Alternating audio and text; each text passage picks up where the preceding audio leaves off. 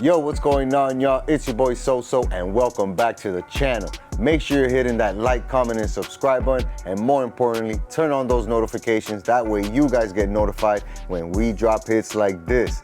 On this episode, the Heat are giving us a hell of a surprise to start the season. The Canes' fate comes down to one last game, and the Panthers are back to their winning ways. It's time to take a ride, y'all. Let's go!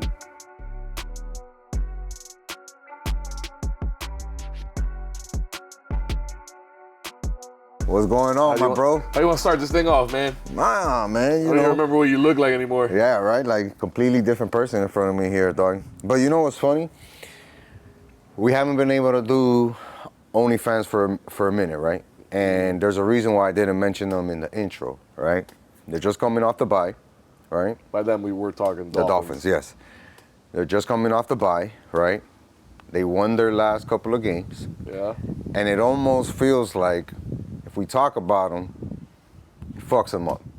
I don't know how else to put it. Yeah. It messes them up completely. Yeah. We don't say shit. The team looks like they want to play. Now, granted, the guys that we know to have been playing well are still playing well. Right. Achan is the MVP 100%. of the team. And a very close second is Jordan Brooks, because he's still leading the league in tackles. And there was a whole week of football that he didn't play, right? So, yeah. It's interesting to see where they're at this point.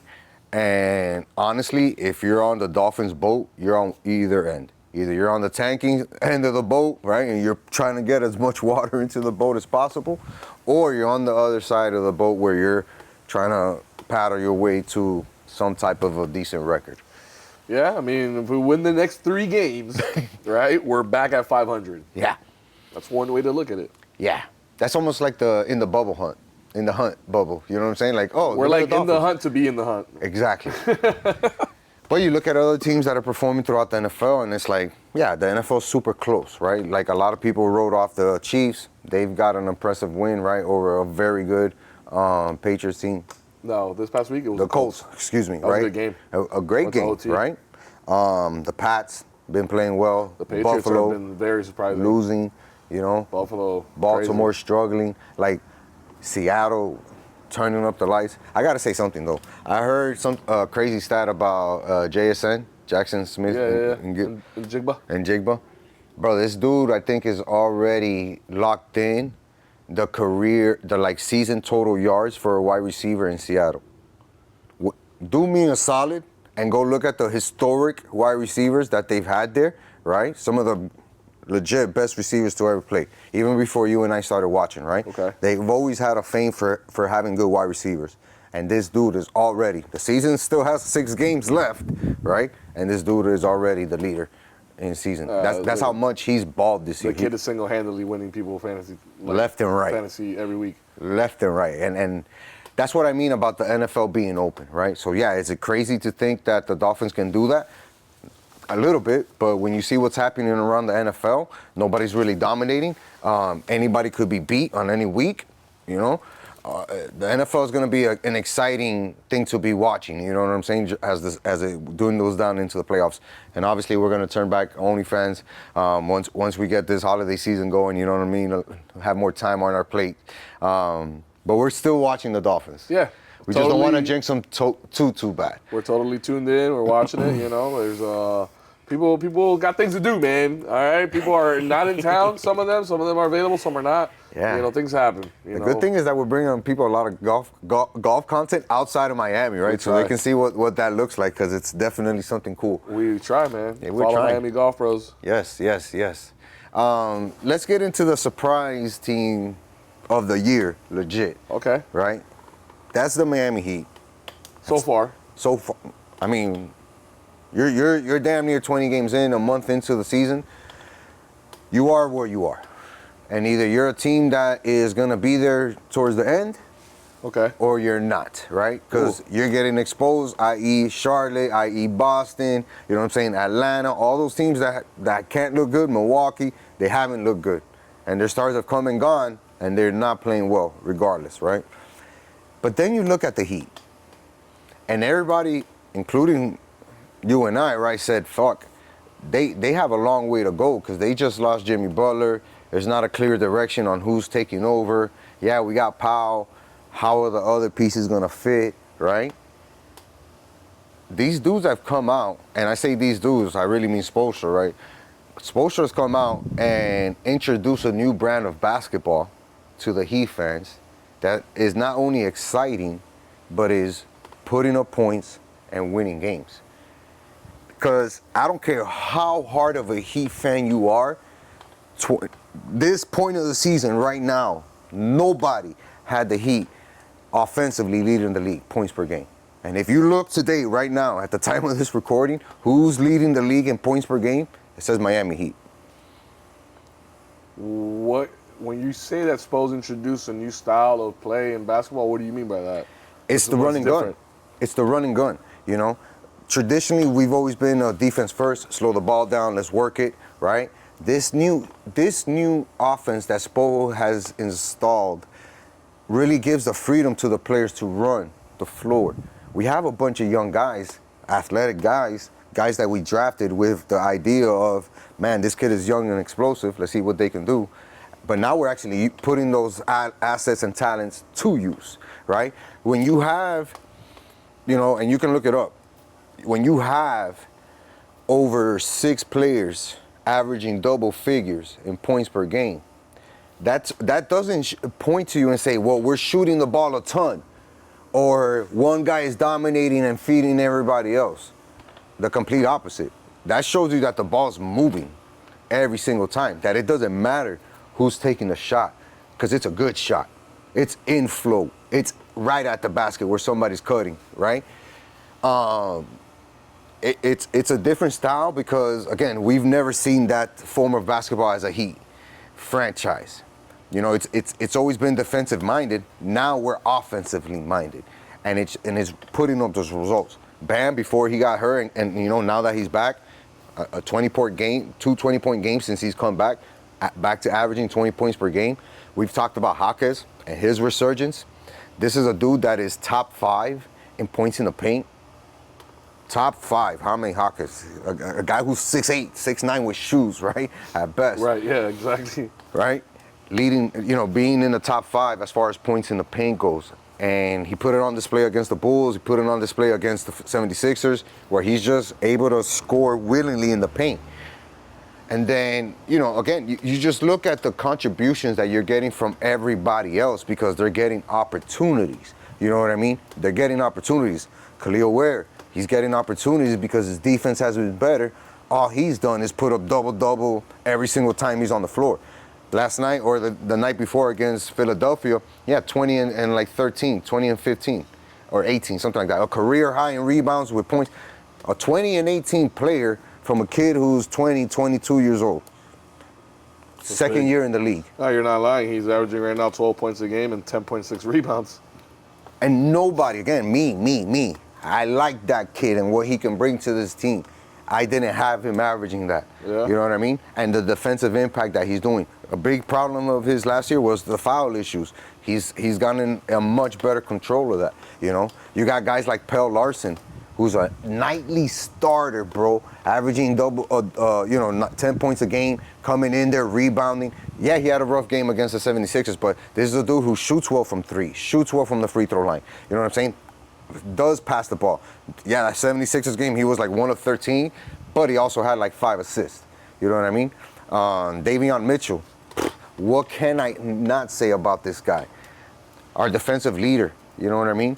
The guy who's always going to get steals. And the guy who's right behind him in Drew Smith is also a defensive menace, right? So on a team full of offense, these guys are bringing the pressure to the guys who are handling the ball night in, night out.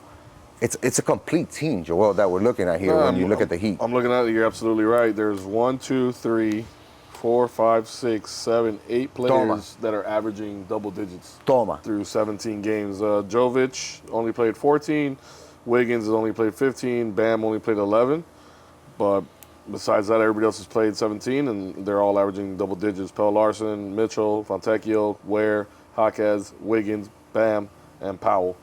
And I don't know if you're just saving him for the end of this Heat segment, but that's all I keep hearing in the streets, or I'm sorry, as the kids would say, in the streets, is guy's not in the streets. Norman Powell, dog. Yeah. You know, is killing it right now, and some people are saying that he adds even more to our team overall, offensively, defensively, than Jimmy Butler ever did. And I don't know what your thoughts are on that.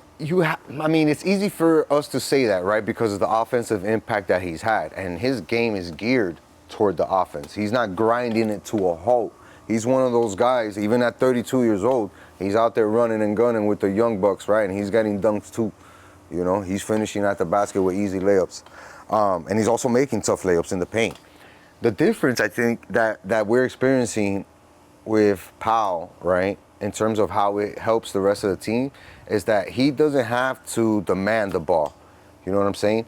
He's just as happy to pass it, to take it himself and do something with it. You know what I'm saying? He's all about the flow of the game, you know? So, yeah, he's going to look for his, and he can do that, i.e. the 76ers game. This guy had the quietest 32 points I've ever seen in my life, though.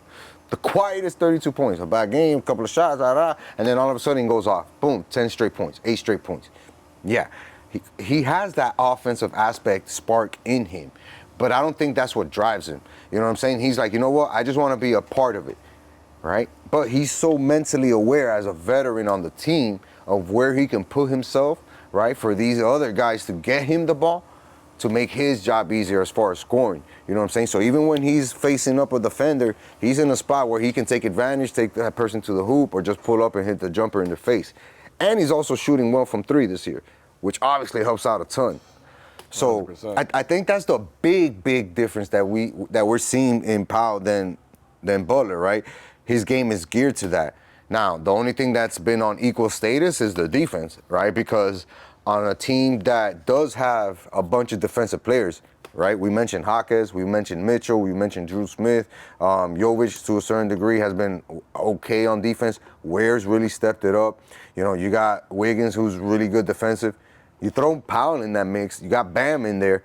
Now you just got a complete different set of defense that you can throw at defenders. So, man, I think this team is very well balanced because we're not top heavy like we were with Jimmy Butler, and it's paying dividends, dog. How long can they sustain it? We shall see. Yeah. I mean, right? But I think it's paying dividends, and it can continue to pay dividends because we haven't really suffered any injuries. And we haven't even got Hero back yet. And those are going to be my next two things to add was that, you know, it's a long season. So we need to stay healthy. We already have some of these main guys that are missing a couple games, whether that's just maintenance, routine maintenance, some time off or whatever, or in Bam's case, you know, injuries and whatnot. We need to make sure our main guys are all healthy. And then we're doing great right now, and we're gelling. What can we expect, or what do you think we should expect when Hero comes back from his injury? I think something of the same, you know. Think of a B-plus version of Steph Curry, right? Where this guy is just running, catch and shoot, catch and dribble to the paint. You know what I mean? Because last year we saw Hero finish in the paint a lot more frequently, right? And effectively. So we know that he has it. He has to do the same thing that Powell's doing.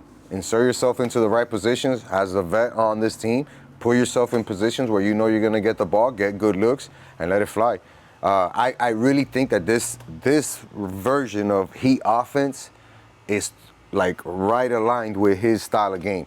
So like I said, that's why I mentioned Steph Curry, because I could see him just running the wing, you know, Davian's pushing it, and it's a quick pass to him. Maybe his defender's 4 feet away, knock it down. You know what I mean? And we've seen Hero catch fire like that plenty of times, you know what I'm saying, where he has 4 or 5 threes in a row. Yeah. So he's going to be a big spark, and since this team is not, you know, ball dominant as far as your turn, my turn, I think the ball sharing is going to be really good. People forget, bro, that Hero was averaging 5.5 assists last year, bro. Yeah. You know what I mean? Like, he's not a ball stopper like that. He's not a ball hog like that. You know what I'm saying? Yeah, he probably felt the burden once Jimmy and Bam were out, and he was the only one there. He was like, I'm going to try to carry us as much as I can, and he did. You know what I mean? Right. 30-point games left and right. But he's going to fit in nicely to this offense, man. Yeah, I don't think there's a question about it. I think we've seen it. We've seen him be injured for a while and then come back and immediately have a place or an impact, you know, knowing where to pick his spots and how to contribute when he needs to.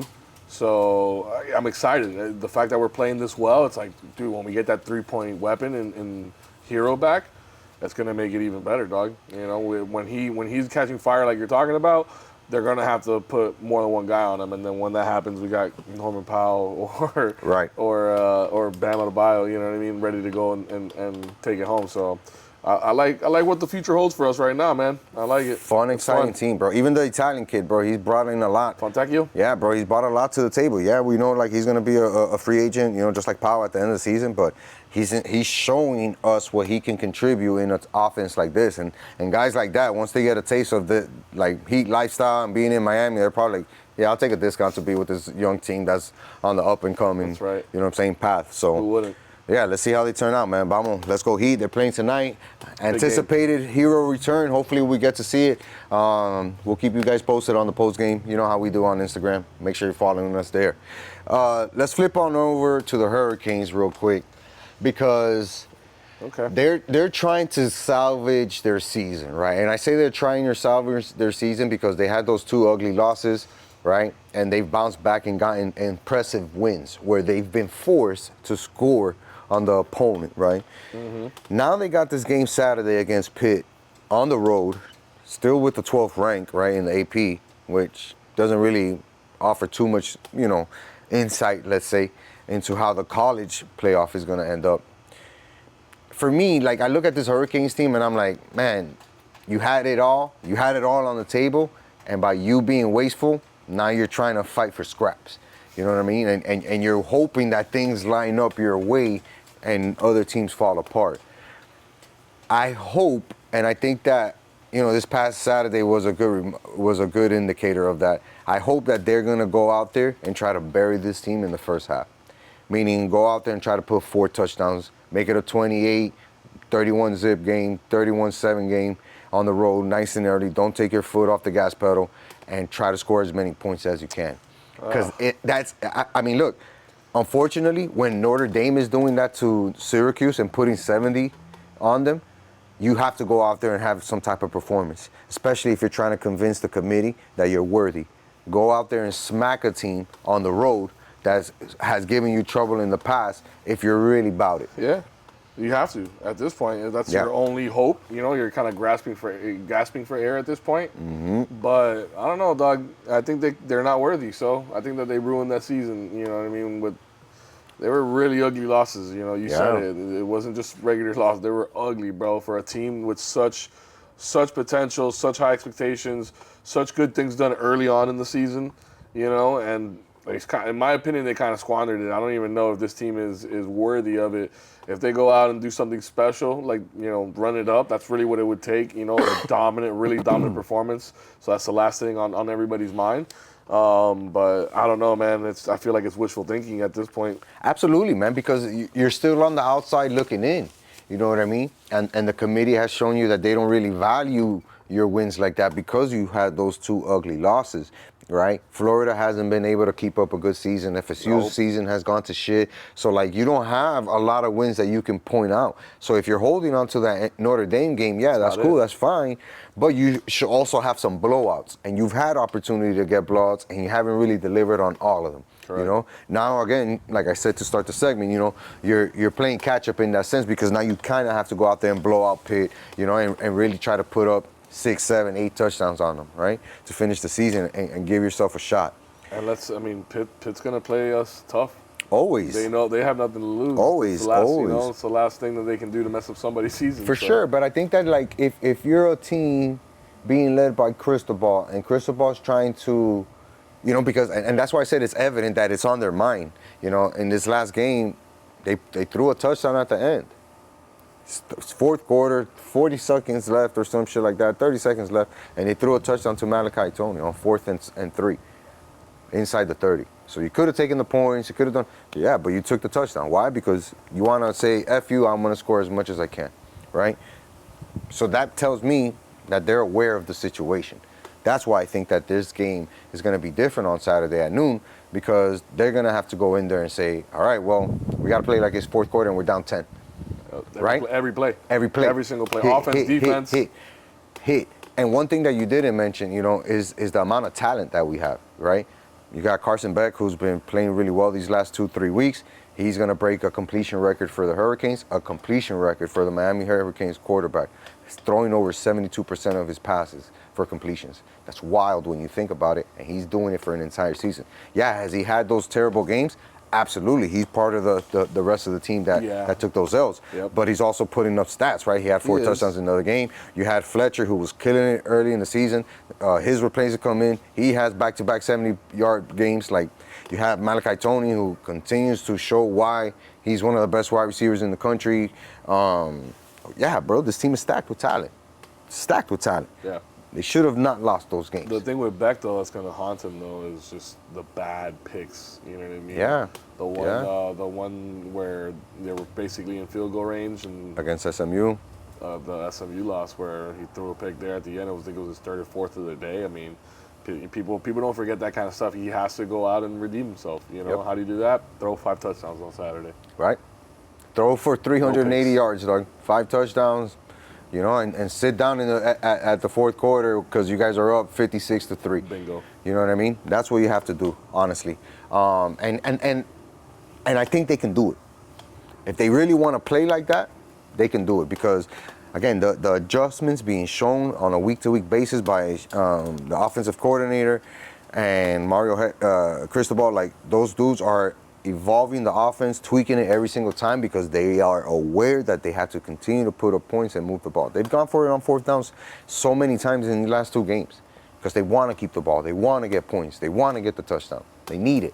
So I hope that hunger really fuels them this Saturday, you know, because their season depends on it, bro. Yeah, absolutely. You know, their season depends on it. You can't go out there and wait for a BYU or Indiana or Utah to go out there and lose or Georgia to get Oregon to get upset or something like that. You cannot wait for that to happen. Go out there and kick some ass, dog. Control what you can control, bro. Control what you can control, dog. Everybody knows that. Stay focused on what you're trying to do, and you know, if you're on the outside looking in at the end, just know that you had the chance and you squandered it. Whatever the reason was that those 3 losses, 3 losses? Yeah, 2 losses. 2 losses. I mean, you know, whatever the reason for those 2, that's the reason why, you know, the season doesn't turn out how you want it to. But if it depends on how you play this past weekend, or this coming weekend, I should say, then leave it all out there, dog. Yep.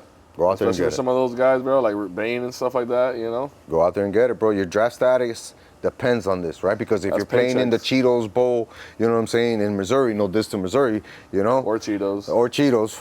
Good, fair point, right?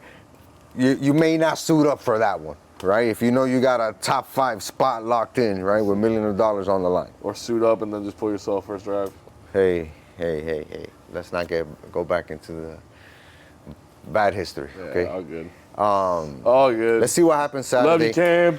Let's see what happens Saturday, right? College football, anything can happen, especially when it comes down to these last weeks. So that same motivation that Pitt's going to be playing with, a lot of other teams across the nation are going to be playing with, right? Let's go out there and end the season with a bang by knocking out a top 10 team or some shit like that. So let's see if that happens to somebody else, not the Hurricanes. Right. It'd be nice. It would be. It'd be nice if it did happen. See some meaningful football for the Canes coming out. I mean, dog, if they want to do that, you know, I feel like the fan base would accept it. Yeah. You know? I would think so. Yeah. Let's wrap up the show with the Panthers, right? Because oh baby, they've been, to be honest, right? They've been struggling, right? And it's fair to say that they've been struggling early. Because number one, not only is it early in the season, right? Not only is it early in the season, but there is such a thing as championship hangover, and that could be straight up exhaustion, right? And this team is exhausted. You know, you can see it in the way that they play.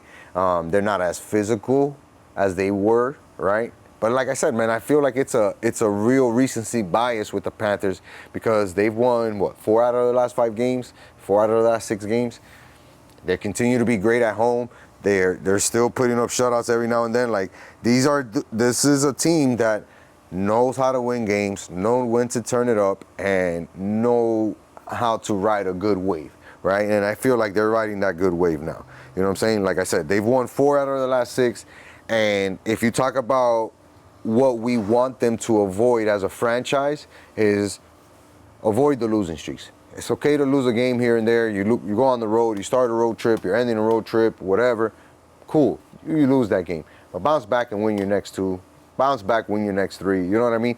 And that shows you that you are a real contender and a real championship team because you know how to roll with the punches. And when it's time to turn it on, I really feel like this Panthers team is going to turn it on. We know we always do, dog, when it's crunch time. We're 11-9 right now. Is that our record right now? Yeah. It's early, dog. It's so early in the season, bro. Like we still don't even have to start turning up for real. But I think Maurice has a plan because we're seeing guys play some minutes there that might not be normally getting these minutes, and we're doing some scouting right now for that push, that playoff push of the season because we know guys are out, we know guys are going to be out. You know what I mean? So we need to make sure that we're just as deep paused this year as we were, last year and the year before that, dog. But I totally agree.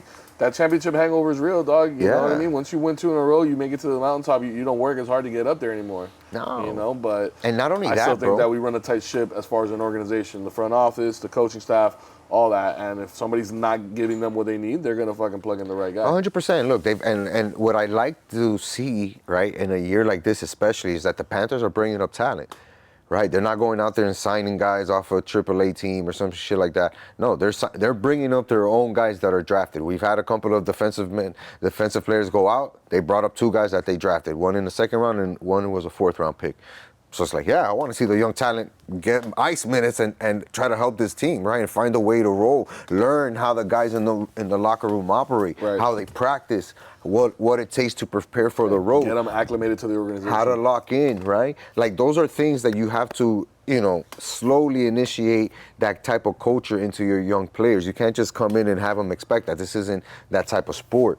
But I think the Panthers do an excellent job of that, right? 100%. And to be honest, bro, it doesn't look like they're panicking, right? They're not panicking. They're not worried about Kachuk. They're not worried about Bobby. They're not worried about Lundstrom. They're not worried about none of these guys, dog. You know what I mean? They're giving Big Bob his days off every now and then. You know what I mean? Like, the Panthers are focused on the end game.